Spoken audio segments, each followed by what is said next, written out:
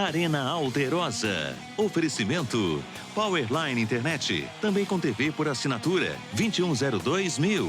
IGB Máquinas, 27 anos de qualidade e confiança em máquinas e equipamentos. Olá pessoal, muito bom dia! Começa agora mais um Arena Alterosa, nesta segunda-feira, em que a gente vai falar definitivamente sobre o rebaixamento do Vasco. A luta foi grande, depois de um primeiro turno que foi um grande fiasco, o segundo turno foi de recuperação, mas não teve jeito. O Vasco está na Série B mais uma vez. Está aqui a nossa homenagem, nossa singela homenagem. Tá aqui já, isso aqui foi preparado no primeiro turno ainda, quando o Vasco levou uma goleada de 6-0. E a gente ficou bem guardadinho, porque a gente não sabia mais se o Vasco ia ou se não ia, e acabou indo. Tá aqui nossa homenagem para o Vasco. E para conversar comigo, está aqui hoje Lucas Soares, portalacessa.com. Você tá bom, Lucas? Beleza. Então tá bom. O negócio é o seguinte, cara. Vamos mostrar primeiro como foi esse jogo. Foi quase um polo aquático, na verdade, não foi futebol. O Vasco caiu para a segunda divisão no polo aquático. Vamos ver como foi esse 0-0 que manteve o Curitiba na primeira divisão e mandou o Vasco para a segunda e o Eurico para a Sibéria. O jogo era quase 1.000 quilômetros de distância em Curitiba, mas isso não diminuiu o coro dos torcedores cariocas. Vasco da Gama! Bola rolando e vascaínos eufóricos. Vasco é tudo, é uma coisa que dá na gente, é um sentimento muito forte. Eu não sei nem se vai subir, meu coração tá batendo. Esse grupo de torcedores assistiu tudo daquela TVzinha ali. Dá pra ver, dá pra acompanhar direitinho. A gente vai ganhar, com certeza. Várias gerações unidas por uma só esperança. A mais jovem torcedora nem sabe falar ainda, mas em um dia decisivo tinha tanta responsabilidade. Valentina é o talismã da sorte. Sorte que a Sueli, vascaína há mais de 45 anos, já viu salvar o time muitas vezes. Confiante. Muito, eu acredito. Mas o jogo não melhorou e os torcedores ficavam cada vez mais apreensivos. Para não ser rebaixado, além de derrotar o Coritiba, o Vasco precisava torcer para que o Avaí e o Figueirense não vencessem na rodada. Uma combinação quase milagrosa, mas os vascaínos acreditavam. Acho que vai sair dessa. Atentos até o último lance. Mas o gol tão esperado pelos vascaínos não saiu. E o resultado das outras partidas também não ajudou não, viu? E o vascaíno viu o fantasma do rebaixamento virar realidade pela terceira vez no Brasileiro. Não tem nem o que falar, só tristeza. Mas o torcedor continua acompanhando, né? Isso não... O sentimento não pode parar. Tá aí, mais uma vez, o que muda pro Vasco é que não vai jogar mais quarta e domingo, né? Vai jogar terça e sexta, terça e sábado. E eu quero convidar você de casa a participar com a gente. Está aqui o número que você já conhece, é o 32 984 10 9434. Mande pra gente a sua opinião. Qual o futuro do Vasco da Gama? Será que o Vasco vai se tornar um novo Bangu? Bangu um dia já foi time grande, né? Será? Muito difícil. O Vasco é um time grande, time de tradição. Já foi campeão da Libertadores, já disputou o Mundial, não foi campeão, mas disputou. É um time que já ganhou várias vezes o Brasileirão. O Vasco tem tudo para voltar, mas tem que acertar o planejamento, né? Porque subiu ano passado, a gente até estava conversando aqui, né? Totalmente falta de planejamento, né? Dos 4 times que subiram ano passado, 3 caíram para a Série B. O Vasco encheu de jogadores com mais de 30 anos, então isso pesou demais para o time, perdeu pontos importantes. A gente falou disso também da outra vez que eu vim aqui. Então é o Eurico agora que vai comandar o time, né? Se ele não for para a Sibéria. O Eurico tem que sentar, colocar os pingos nos is, contratar pontualmente. Não precisa montar um time espetacular para a Série B não é tão difícil assim. E dá para subir, dá para voltar ano que vem. O Vasco eu pagou pelo primeiro turno, né? Ontem eu fiquei em casa fazendo uma matemática por alto, assim, na minha cabeça. Fez 13 pontos no primeiro turno. Já no segundo fez, se eu não me engano, 28. 28 pontos no segundo. Se tivesse feito 28 no primeiro turno, primeiro que não tinha ficado nem perto de zona de rebaixamento. E com um pouquinho a mais, tinha brigado até por Libertadores. Sim, já que o São Paulo ficou com 63, né? 63, se eu não me engano. 63, então foi menos de 10 pontos aí para a zona. Teria ficado menos de 10 pontos para a zona de classificação da Libertadores. Talvez até poderia ajudar nessa briga, porque teria pontuado contra esses times que estavam na frente, né? Então o Vasco... Fazendo a matemática sem desconsiderar que os outros perderiam pontos, né? Que ganharam em cima do Vasco. Então o Vasco, foi um erro de planejamento geral. Ganhou o Carioca, naquela história o respeito voltou. Foi um problema ter ganhado o Campeonato Carioca, talvez? Assim, deu uma moral que não deveria ter o Vasco tido? Eu acredito que sim. É difícil a gente, principalmente eu que sou flamenguista, falar, mas eu acho que o Vasco ele ficou com uma soberba muito grande por ter ganho o Carioca da forma como ganhou. Então a gente... E depois ganhar na Copa do Brasil também, parece que tudo se resolve em ganhar do Flamengo, né? Mas a Copa do Brasil já estava na lanterna do Brasileirão. Foi ali meio que um alento, vamos ver o que vai acontecer. Mas o Carioca eu acho que foi um grande tiro no pé do Vasco, porque ganhou um campeonato fraco, contra times que... Não tem expressão, né? Para falar a verdade, assim, o clássico contra o Flamengo foi decidido num detalhe, de um pênalti. Na final contra o Botafogo também foi um gol no finalzinho. Então, assim, a gente fica pensando, por que o Vasco chegou a esse ponto? Por que não contratou melhor? É triste ver um time grande assim, né, na Série B, mas o Vasco colheu o que plantou. E o que você falava dos times que caíram, os que subiram e caíram, só a Ponte se salvou, né? E o interessante foi meio que espelhado, né? Foi espelhado. Joinville subiu campeão ano passado, desceu em último muito com antecipação. Acho que a gente ficou zoando muito o Vasco, mas acho que o Joinville ficou o campeonato inteiro numa situação bem ruim também. Hora nenhuma o Joinville esteve perto de deixar a zona. No final do primeiro turno deu uma recuperada. Eu comentei aqui até que o último jogo do primeiro turno contra o Grêmio em Porto Alegre, o Grêmio acabou vencendo, mas foi no sufoco. O Joinville deu um aperto no Grêmio naquele momento que estava já no G4 brigando, naquela época ainda até pelo título. E depois o Vasco subiu em terceiro e é o antepenúltimo, né? O terceiro de cima para baixo. E o Avaí foi o quarto e caiu como o último a cair, né? O quarto a cair. Só a Ponte se salvou. Só a Ponte salvou. Trocou de lugar com o Goiás. Você falou a questão do planejamento. Eu acho que o planejamento dá pra gente colocar muito na conta do Vasco. Acho que talvez do Avaí, principalmente do Joinville, que ficou quase 3 décadas sem ir para a Série A, não dá para pesar tanto a questão do planejamento, né? Ficar na primeira divisão teria sido uma grande vitória para o Joinville. Agora o Vasco tinha que chegando, né? No popular mesmo. O Vasco, o Palmeiras, aliás, ano passado, quase repetiu esse mesmo erro do Vasco, né? Que o Palmeiras tinha subido em 2013, quase caiu ano passado, conseguiu ficar, graças ao Santos, que ganhou da Vitória na última rodada, a Vitória foi rebaixado, e aí o Palmeiras se reestruturou esse ano, foi campeão da Copa do Brasil, montou um grande time. O Vasco aproveita que a Série B tem um nível técnico menor, poupa dinheiro, contrata jogadores pontuais. Esse time, talvez, do Vasco até dê para jogar a Série B sem grandes sustos. Não é um time fraco. Não precisa pegar e desmontar todo mundo. Não. Você tem jogadores ali que são bons. O Martin Silva é um bom goleiro. O Madison, o Luan, até mesmo o Rodrigo, apesar de toda aquela polêmica envolvendo o nome dele, toda aquela soberba que ele tem, ele é um bom zagueiro. Uhum. Eu gosto do Rodrigo. Ele já... Quando ele saiu do Grêmio, eu fiquei chateado dele sair. Eu gostava dele. O Nenê, né? O craque do time. São jogadores que são... Eu acho que o Nenê é um que dificilmente fica, a não ser que ele bata o pé e não, eu sou um cara orgulhoso, eu quero voltar para a Série A com o Vasco. Porque todos os outros times da Série A praticamente estão de olho no Nenê, porque ele reforçaria qualquer um. Sim, o Nenê fez um grande campeonato, né? Chegou no meio do ano, fez acho que 19... Não chegou a 19 jogos, mas fez 9 gols no campeonato. Jogou muito bem. Mas ele tem contrato até o ano que vem, né? Não termina esse ano, ele tem contrato até 2016. Então ele teria que entrar num acerto financeiro aí com o Vasco se ele for sair. Vamos dar uma chamada aqui agora no WhatsApp. Eu já convidei o pessoal a participar, agora dá uma passada. O Walton, acredito que seja o Walton, é com W. Se eu estiver falando errado, me perdoe. Ele é lá de Muriaé. Ele destacou aqui a goleada do Santos e falou: Vasco morreu. Realmente está aí essa situação do Vasco. Agora tem um outro aqui que eu gostei, ó.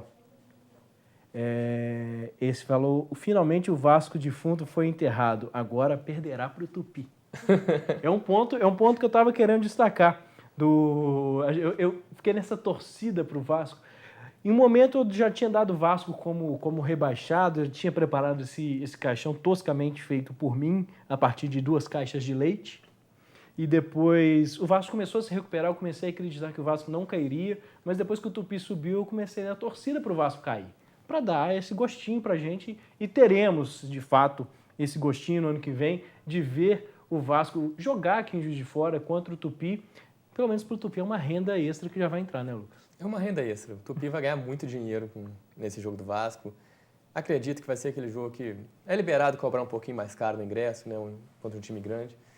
Mas o Tupi é a mesma coisa do Vasco. Subiu, né? Planeja-se para não cair. Porque a Série B não é do nível da Série C. Ainda mais sem o técnico que foi responsável pela subida, né? A gente espera que o Júnior Lopes aí faça um bom trabalho, mas a diretoria tem que contratar por falar bons jogadores. No técnico que subiu, eu achei interessante foi o Leston. Ele deixar de realizar esse trabalho na Série B com o Tupi para jogar outra Série C com o Remo. Tá certo, assim, o Remo é um time que já figurou na elite do futebol, a torcida dá um peso muito grande, mas podia ter ficado na Série B, né? Eu acho que é mais, talvez, falta de planejamento que ele sentiu da diretoria. A gente não sabe o que aconteceu, mas pode ter sido isso. Ó, tem uma pergunta aqui que o Igor tá fazendo, é o seguinte, vocês acham que o pênalti que o árbitro não marcou no Nenê fez falta?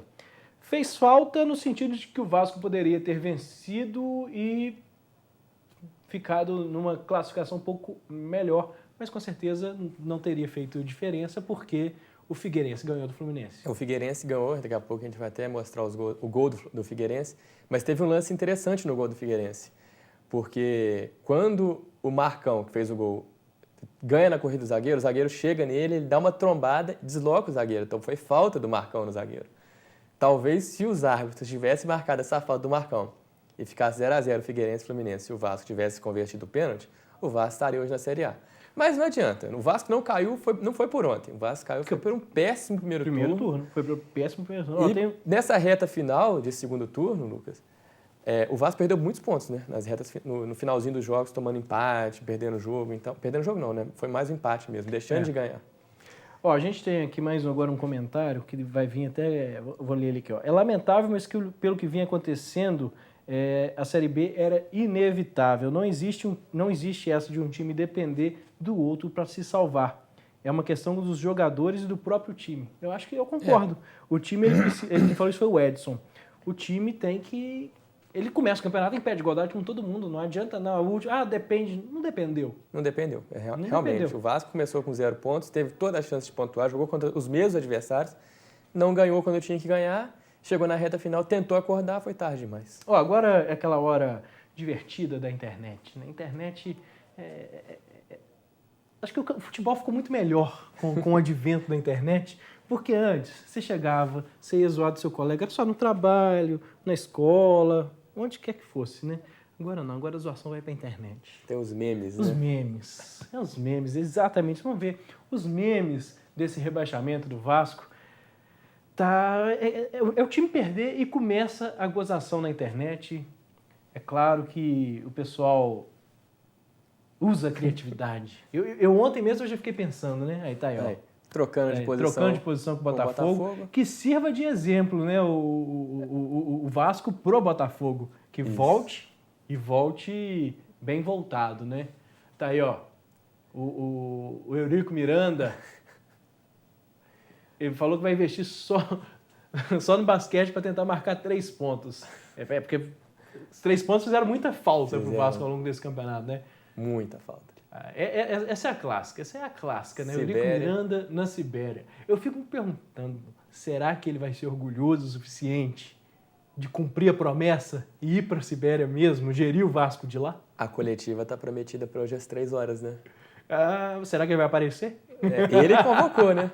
A gente pode sentar, um balde de pipoca, assistir a coletiva, porque vai ser boas risadas garantidas. Olha lá, o Vasco vai ser tri-rebaixado, ponto. Né? É igual o Respeito voltou, ponto.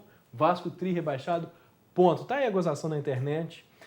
Ontem, enquanto eu estava vendo o jogo, eu ficava assim, já pensando em procurar na internet uma passagem trazer o print de uma passagem para a Sibéria, pro Eurico Miranda. Ele estava precisando. Agora é o seguinte, a gente falou muito na internet, que a internet é uma coisa muito boa.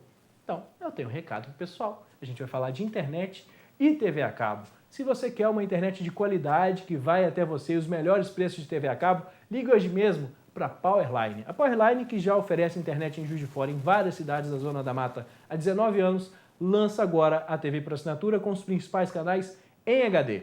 E você pode escolher só internet ou só TV, ou melhor, TV mais internet. A Powerline te dá a liberdade de escolha, olha só. João sai do trabalho e leva um tempão para chegar em casa. Mas, quando chega, fica feliz de contar com a Powerline. Ele não abre mão de internet de qualidade. A Ana, vizinha do João, contratou TV por assinatura da Powerline e garantiu a diversão da criançada. O Marcos, que mora no centro, tem TV mais internet da Powerline. Enquanto ele assiste futebol, a namorada vê séries pela internet de fibra, com altas velocidades e os melhores preços. Powerline, a liberdade de escolha continua. 2102-1000.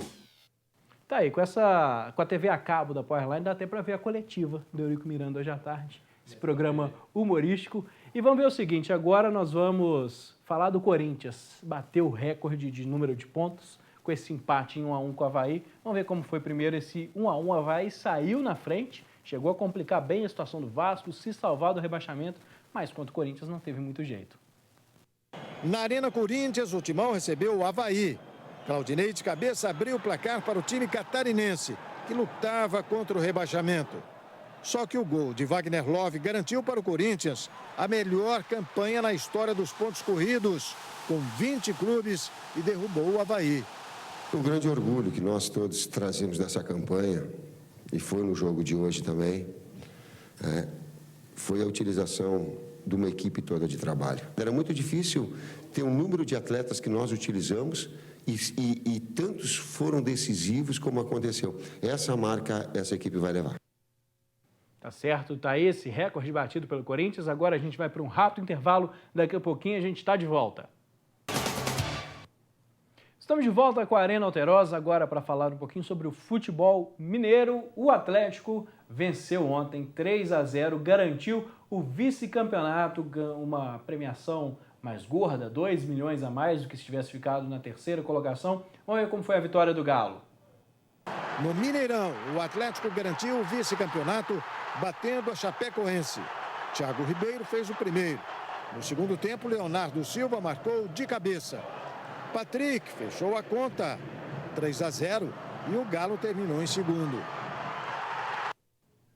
Tá aí, o 3-0 do Atlético acaba sendo um resultado merecido para o Atlético. Ele ficou o campeonato inteiro à frente do Grêmio. Se fosse ultrapassado nessa última rodada, seria um pouco de injustiça. O Atlético chegou muito mais do que o Grêmio a brigar pelo título. Concordo plenamente. O Atlético merecido o segundo lugar.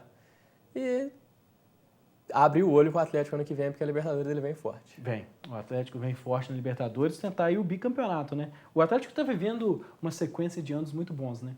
Desde 2012, com a chegada do Ronaldinho, vice-campeão brasileiro em 2012, 2015, campeão da Libertadores em 2013, campeão da Copa do Brasil em 2014. Tá aí.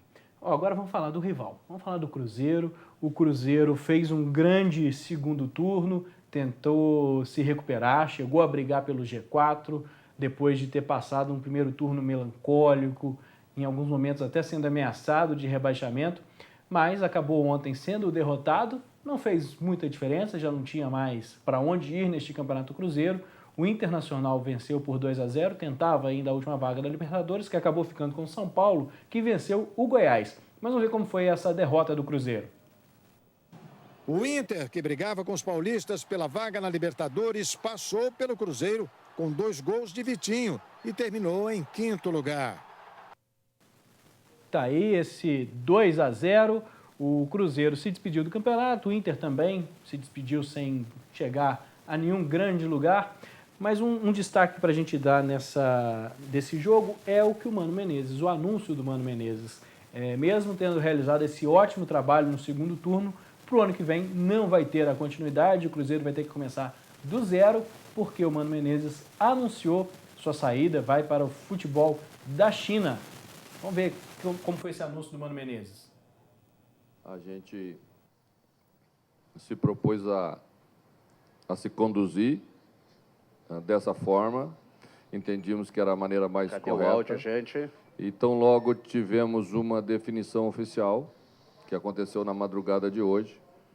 A gente passou para todos vocês com respeito ao torcedor do Cruzeiro, com respeito ao clube, de maneira oficial.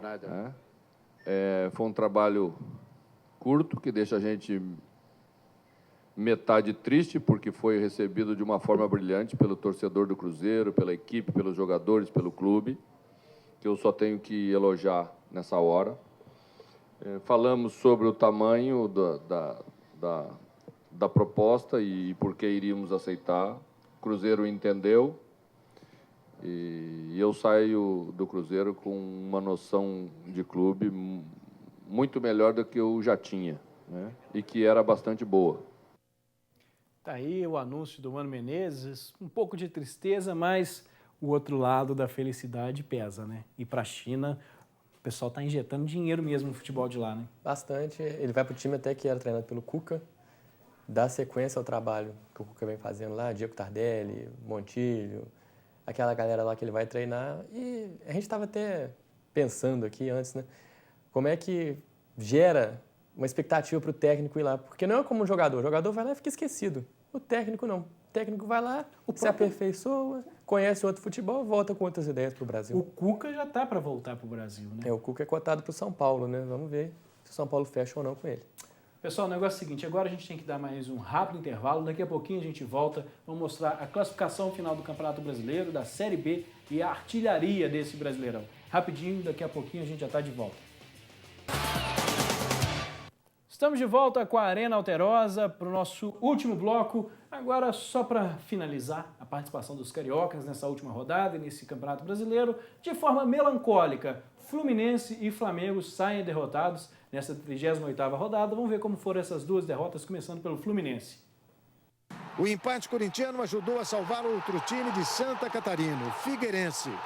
Com um belo gol de Marcão, Figueira bateu o Fluminense e segue na primeira divisão. No Maracanã, só teve gol de cabeça. Dudu abriu o placar para o Palmeiras contra o Flamengo. Pará deixou tudo igual para o rubro-negro.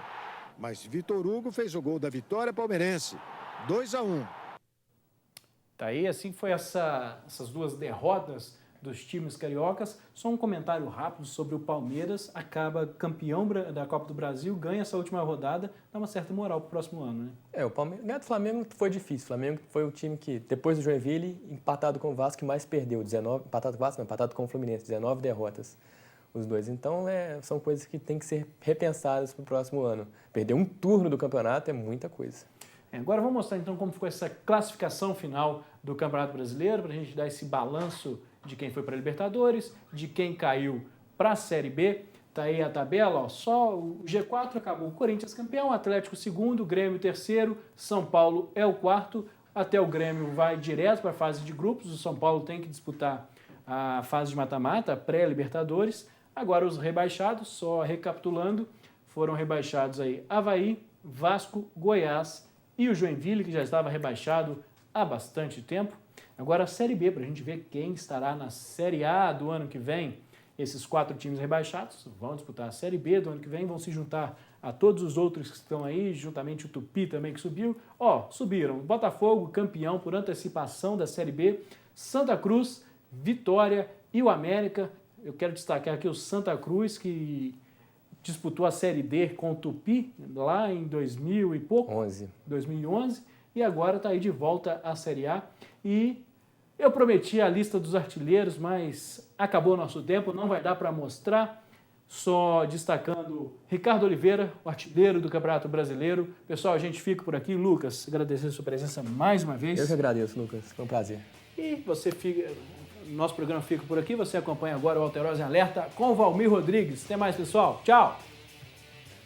Arena Alterosa. Oferecimento Powerline Internet. Também com TV por assinatura 2102.000.